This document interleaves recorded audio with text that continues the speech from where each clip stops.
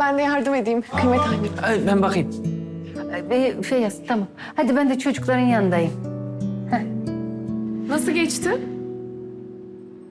Atakan. İyi çalıştık, yardım ettik.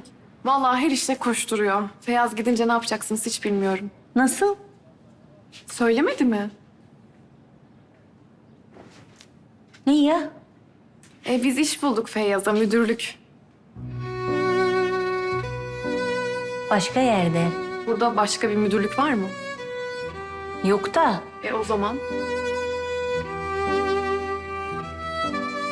Ne zaman olacak bu gidiş?